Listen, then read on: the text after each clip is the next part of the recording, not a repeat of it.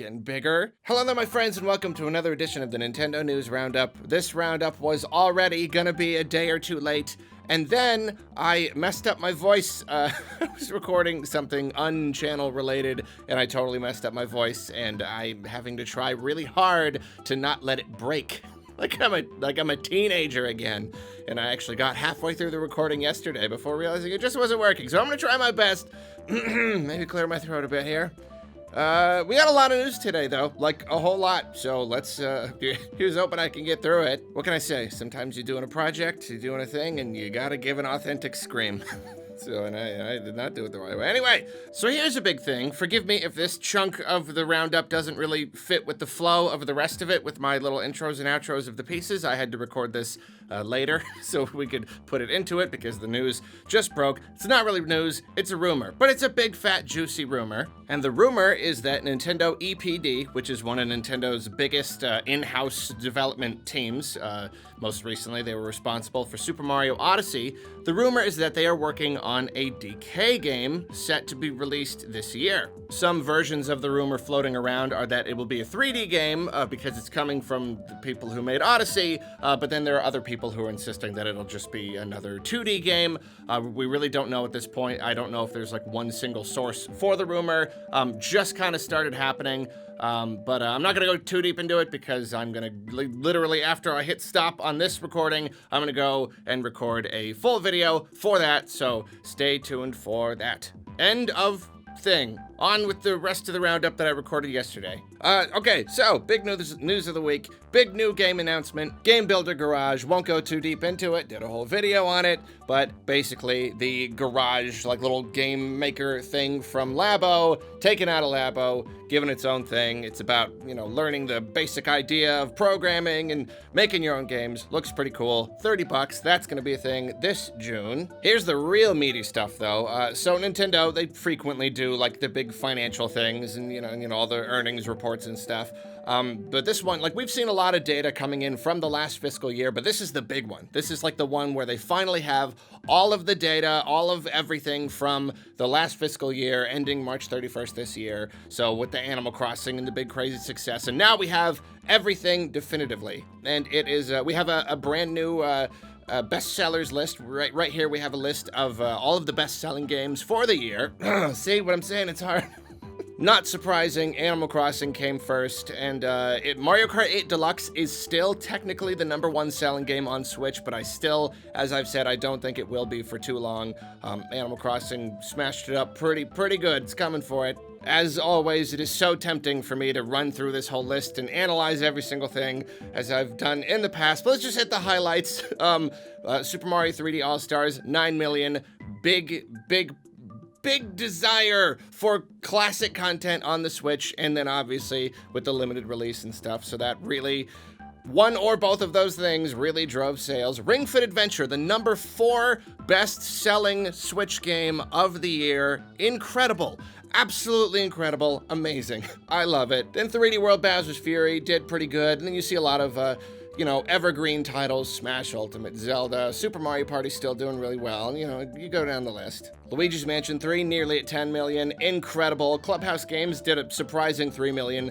Did not expect that. And then a couple other games that they probably wanted to perform better. Origami King, Age of Calamity, that kind of thing. And then it is funny to see how, like, some games have legs and some games have less legs. And I guess Splatoon's legs have kind of slowed. I mean, it's still, even 2 million in the last year, but just compared to some of these other evergreen titles, a little bit less. Oh, Pikmin Deluxe, 2 million. It's good for Pikmin, but it's not great overall. And then like Super Mario Maker 2, no legs at all. I mean, 1.67 million, still pretty good. Overall sales still pretty good, but it's not selling like Mario Party and Zelda and Mario Odyssey and all that stuff. It's pretty interesting. Same with Link's Awakening. It did pretty darn well for like a, remake of a Game Boy game, but still only 1 million in the last year. Slowed down quite a bit. But yeah, I could talk about all these numbers forever, so I should probably just stop. Apparently 36 games sold at least 1 million copies on Switch that year. 36 different million sellers. That's incredible. We got a lot of new stats. The Switch just passed 85 million sales, which has, it's now past the GBA, which is pretty good. It also means that Nintendo has sold over 500 million handhelds in their life, which is Also incredible. I remember there was a time when we were like not sure if, like, even when the Switch was doing really well and we were not really sure if it was gonna hit 100 million. Is it gonna be as big as the Wii? I don't know about that. That's quite a big number. Now it's like obvious. It's obvious it's gonna smash it. It's rocketed up to 85. Still only 4 years into its life. Still got plenty of life left. Still selling. It is absolutely gonna hit 100 and pass it quite comfortably. According to Nintendo, over 40% of sales are now digital. Pretty much across the board, the whole industry, we've seen digital, rise year on year, year over year, whatever you call it. Just every single year, digital sales are getting more. Obviously, this last year, there was more of a reason ever. So does that mean we're still going to see even greater digital sales this year? Or is it going to dip back down again if, it's not quite as important to buy digital? You know what I'm saying? We don't really know if that's going to follow the trend. Was that just a bump because of the whole pandemic and everything? We'll have to wait and see. Though Nintendo is being very wise, in my opinion, and kind of tempering expectations for this next fiscal year. The last one had Animal Crossing, big giant smash hit. Everybody was staying home. Everybody was playing it. Everybody was buying Switch. So they had a really big year, but they are expecting a 29.2% drop in revenue this next year, which, yeah, it's realistic, especially if they don't have like a really, really big hitter like Animal Crossing. You don't get the big system sellers every day, They've already done most of the system sellers. They got the Zelda and the Mario and the Mario Kart and the Animal Crossing and the Smash. So like at this point, there isn't much that they even could release that would be like a big, crazy phenomenon. So yeah, I think it is realistic of them to say, okay, it was a good year, probably not going to be quite as good this year. Very exciting, Nintendo spent $880 million on R&D. That's research and development, just like researching new services and hardware. It's usually what that means. I don't think that counts for just developing games. I feel like that's usually like making new systems and stuff, and like obviously they're already probably working on the next version of Switch and maybe even the next iteration of this version of Switch. So it is very exciting to see that they're just spending so much on just doing new stuff, and even though that's the most they've ever spent on R&D, and yet it's actually a really small percentage of their overall money because they made so much money. So they can afford it, so that's pretty nice. They also spent almost $800 million on marketing, just marketing, which makes sense. The Switch is doing really well, and they're trying to ride that momentum and really establish it as a brand. The Switch is a thing. Nintendo's a thing. Mario and the Pokemons and stuff, these are all things that you want to be playing. They want to make sure that they stay relevant and they cement themselves in all of our minds and everything. So that's another thing that does make a lot of sense. Apparently they have 9.2. They're very transparent about all this. I really like that about them. They really, not every company is quite so transparent with their sales and their revenue and everything. Apparently they've got $9.2 billion in the bank, just like chilling in the bank, and Furukawa was kind of talking about acquiring new companies, and we know that they're a little bit hesitant when it comes to acquiring like developers, which I hate. I like that. Just buy stuff. You got all that money just sitting there. Like, buy up little studios, buy IPs, just get more stuff moving. But they don't really like to do that. But he did mention the idea of acquiring tech companies specifically in order to keep up with the times. He said, "We need to secure cash reserves to ensure financial stability, but if we need to respond to rapidly advancing technological innovation, we may acquire companies that possess the technology." So, all of a sudden, the tech world, they're all doing this kind of thing. Maybe they need a certain kind of part or a certain kind of screen or whatever, just a new kind of technology for the Switch. And they're like, okay, we'll consider like buying a company so that we can, be on the cutting edge there, which is another good thing. Obviously, they've been behind on some certain things in the past, so it's good to know. They're like, we got a lot of money, and if we need to, we will buy stuff. That's just about it for all of the investor meeting financial report news, although we did get a little thing. Apparently, Chris Meledandri is being voted in to the board of directors at Nintendo, assuming that he is that vote is approved in June. If you don't know, Chris Meledandri is the co-founder of Illumination Entertainment, and I am really torn on this because on the one hand, I feel like they could use some fresh blood.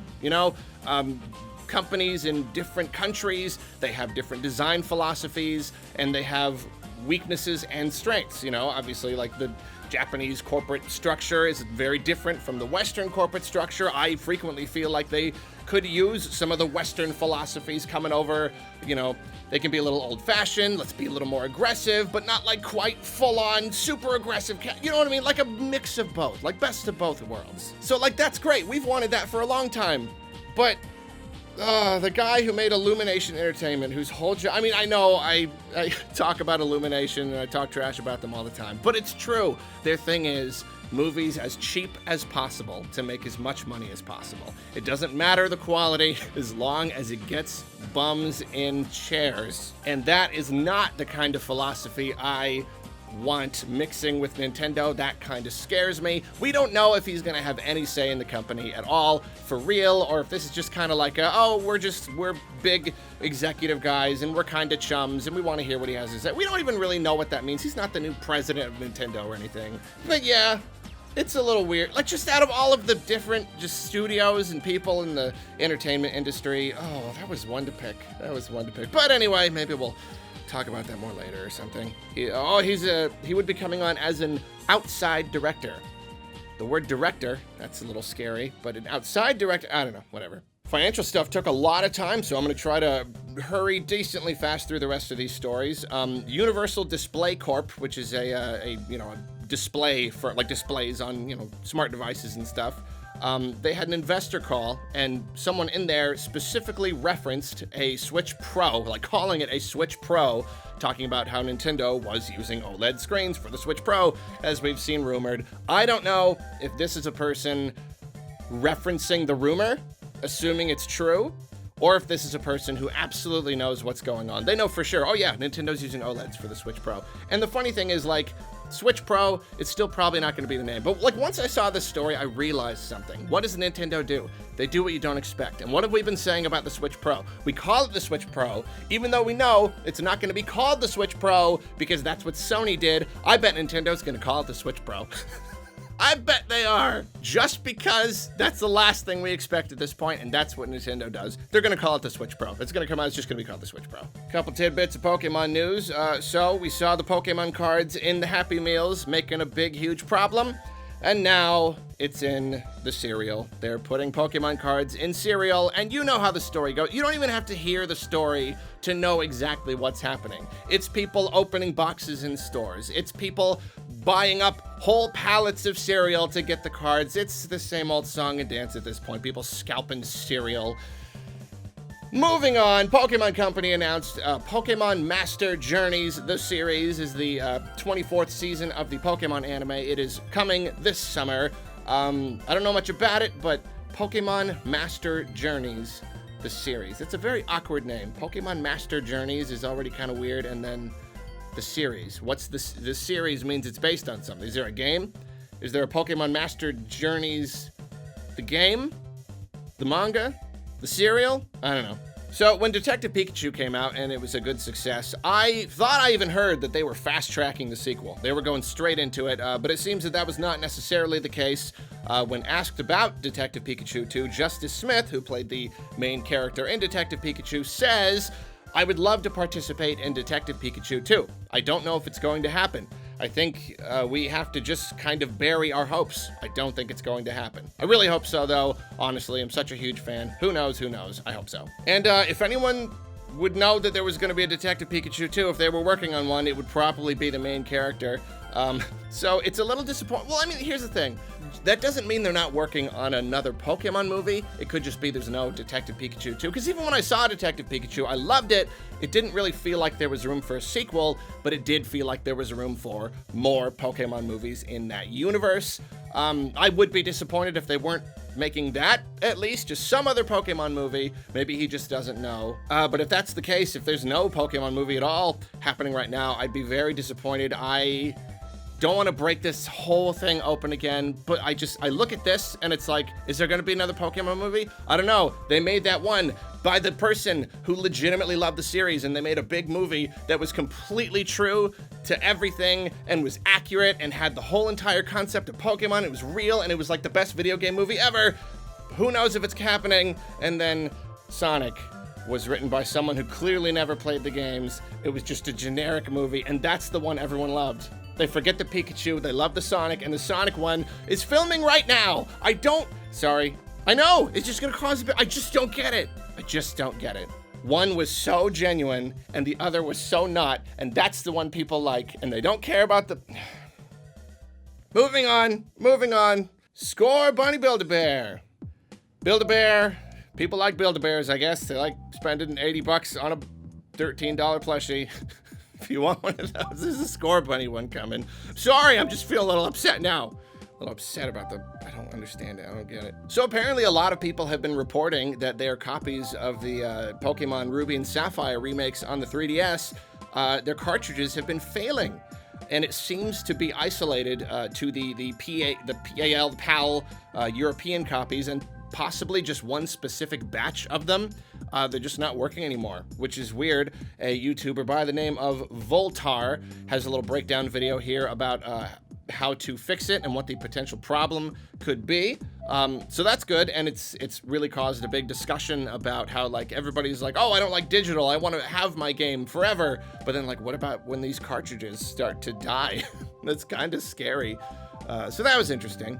I really do need to hurry. Michael Wiccan was the lead designer on all 3 Metroid Prime games, and he basically says he's not really sure if they would do like a big, remaster of Metroid Prime Trilogy. Mainly, I'm not going to go into all the details, but mainly because the first 2 games were made with more traditional controls in mind, but Metroid Prime 3 was all about the pointer, and he said that someone would have to go in and like brute force, hard code, change all of the interactions with the pointer to make it work with stick controls. He says it would probably take a year with 4 to 5 person team full-time by itself just doing that. It's disappointing to hear, but at the same time, he has not worked at Retro for like 10 years. He might not even know what systems they're using right now, what tools they have to potentially work on a game like this. Also, 4 or 5 people a year, yeah, that just sounds like making a port. I don't know, like a small team taking a year to make a remaster. That doesn't seem unreasonable on my end.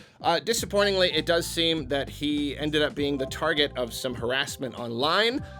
Because of what he said. I guess some people didn't like it, but I will not downplay that harassment. Never okay to harass people. I really hate that. It's awful that that happened to him, but I do see a lot of people being like, oh, the Metroid community needs to be better than this. But here's the thing, sometimes, like, I've been the target of a lot of harassment. I'm not downplaying his, it's bad. I'm just saying sometimes 5 people can really get on you, and it can feel like you're being harassed by a whole community when actually the number of people it's a drop in the bucket. It's a drop in the ocean that is the millions and millions of people that make up that community. They really don't. I don't know how many people were harassing him. For all I know, it was thousands. For all I know, like, he didn't really share any details about that that I was able to see. I'm just saying, like, it doesn't mean Metroid has a toxic fan base or whatever. You get disgruntled people in literally every fan base. So I'm just saying, don't blame Metroid fans. Blame those specific Metroid fans. Not okay. If you're listening to this and you want to harass people for their opinions, don't. Please. Please don't do that. So the court battle between Epic Games and Apple is ongoing, and because they just keep disclosing little bits of like legal, corporate documents and stuff, we get some weird little tidbits, the latest little tidbits. Apparently at one time, Epic was really, really looking into trying to get exclusive games from the big 3 on the Epic Store, which is a little funny, especially at least like with Sony and Nintendo, like they live and die on their exclusives. Well, Nintendo does. Sony a little bit less so. But they're all about their exclusives. That's how they sell systems. But it does seem that Epic knew that Nintendo was probably not going to happen. They knew that was probably not possible, and they were probably right. At one point, Microsoft thought that Nintendo would be releasing Metroid Prime 4, Bayonetta 3, and Breath of the Wild 2 all within 2020. Breath of the Wild 2 makes sense. I thought it would be in 2020. It's only reasonable for it to be. Bayonetta 3 was a big question mark. It could have been, but then Metroid Prime 4 was never going to be 2020. Absolutely not even possible. It had been in production for like a year at that point, so I don't know why they thought that. That's weird. Also, apparently Nintendo, in a contract, if you want to work with Nintendo, there is apparently a small clause that suggests that you can't be a part of the Yakuza. You can't be a bully. You can't, like, physically strong-arm people into buying your products and enjoying your games or whatever. I mean, like, it's smart, I guess. You cover all your bases. You want to do something with Nintendo, you can't be a part of the mob. It's just, it's common sense, I suppose. Final stretch, Bandai Namco has registered trademarks for the first 2 Baten Kaitos games, which were GameCube exclusives. Played the first one, I never finished it, but I did really enjoy it. It was pretty cool. This could just be a regular renewal, or they could be doing something with Baten Kaitos. And I didn't know this, but apparently Monolith Soft worked on Baten Kaitos. So, Monolith getting bigger. Bandai Namco doing more stuff with Nintendo. Baten Kaitos on Switch. Sequel, Baten Kaitos 3, maybe. Who knows? It was a good week for Waluigi fans. Nintendo released some new renders for various Mario characters because of the imminent release of Mario Golfy Run at the Golf Rush, whatever it's called. And of course that included a just picturesque, beautiful new render of Waluigi. And he's even sticking out his tongue creepily, so everyone was pretty happy about that. And if you want to celebrate this new render, Power A has a new Waluigi controller, so you can while you play. I don't know what's the pitch there. Oh, Waluigi was also in an SNL sketch. Is it Elon or Ellen? I don't know. Elon Musk was Wario in an SNL sketch. I didn't watch it. It looked terrible. I'm kind of conflicted on him. I don't like billionaires on the best of days. Whatever. It sounds like it was inappropriate anyway. I don't know. I'm just mentioning that it happened. Here's a screenshot of him as Wario. Okay, moving on. No idea, absolutely none. That people didn't know this. Usually with these little tidbits, you find a good number of people who did know. It just wasn't widely known. Apparently, you can ride giant barrels in Breath of the Wild, and nobody knew. Nobody knew. I can't find anyone who knew. Probably someone knew, but like all the comments and replies, I don't see anyone who knew. 4 years. 4 years this game's been out. You can ride on the barrels. Did you know that? I didn't know that. And finally, only one fan thing this week. Artist Louis Zhang, who you might know from those really super, just delightful, adorable little Ghost Choir cartoons. Incredible. Very talented person. Apparently has a great desire to make art for Pokemon cards. Specifically, like some Pokemon cards, it'll be like, it won't be a drawing, it'll be like a little clay thing or like a little toy. It's like a real thing. I love those. I have such a soft spot for when they're like real, like photographs or whatever. This person has made a bunch of those. They're really genuine looking. They look like toys. Apparently they're made in Blender, so they're CG, but it doesn't matter because it looks perfect and amazing. These art pieces are so delightful. I would love to see them on Pokemon cards, even if not on the cards themselves. Just look at them. Adorable. I love them. That's it for the roundup. How long did we go? That's long. My recording thing says it went pretty long. There was a lot to talk about. So I'm going to stop talking. Thank you for watching. Have a good day. Goodbye.